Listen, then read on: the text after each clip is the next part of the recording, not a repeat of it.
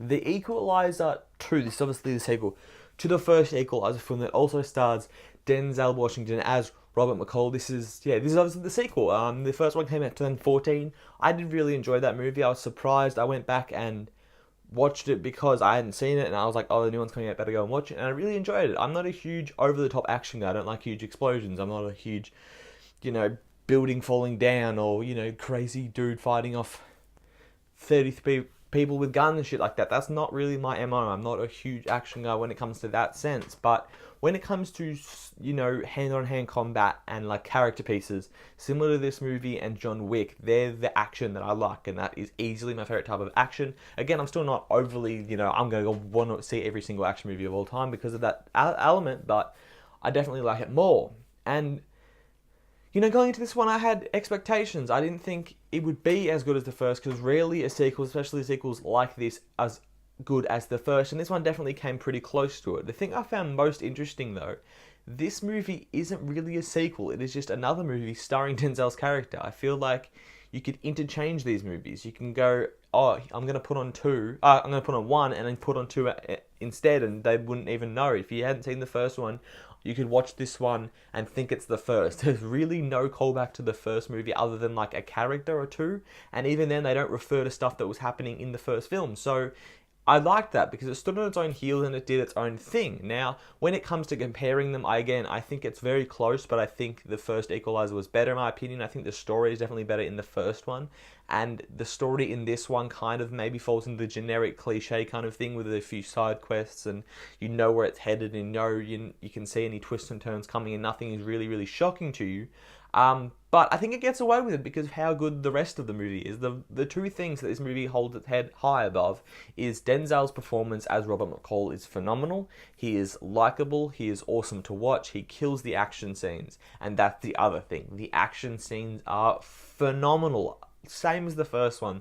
These scenes are so good, and everything they do in this film is so badass, so action packed. Again, it's not the over the top, I'm gonna go and fire rocket launchers at you, or I'm gonna walk in with a fucking, grenades and peg and start shooting people. No, he rarely actually uses, I don't think he ever shoots someone, or maybe from like really close distance.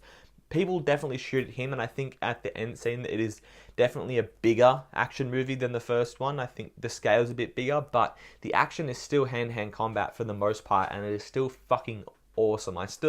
Again, I said before, I'm not a huge action guy, so if you can really get me enthralled with some action, I think you're doing the movie right, and that's really all I had to do. I don't think anyone comes into these movies expecting more than just badass action and great, a great leading man, similar to John Wick. And I think this is a very similar franchise to John Wick in my opinion, because I feel like the first one was really good in both things, and then the second one was still good, but just not as good as the first. Obviously, in my opinion, you may like it more than the first one for both franchises. You may think this one is not even close to the first one, and that both things are fair.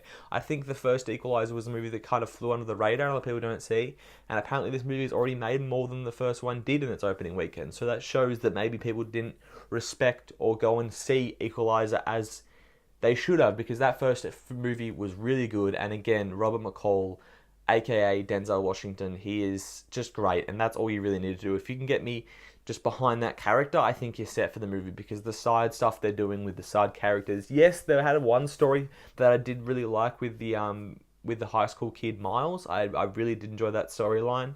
But then, other than that, there's nothing really crazily good.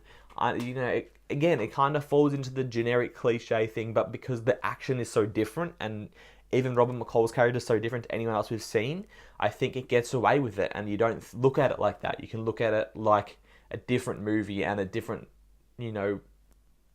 experience, pretty much. And that is why I'm giving Equalizer 2 a B-.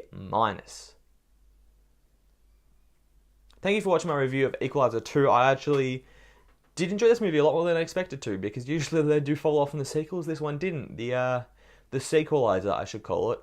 I can't take all the credit for that. That was stolen from a YouTube comment. But I actually did have a lot of fun with this movie, and I recommend going to check this one out. Obviously, there's still Ant-Man Incredibles floating out. I'd recommend seeing that one, but some comparing it head-to-head with Skyscraper, this is an easy choice. Taking this one over Skyscraper, I definitely recommend you guys go and see that, especially if you liked the first one. I think you'll enjoy the second one.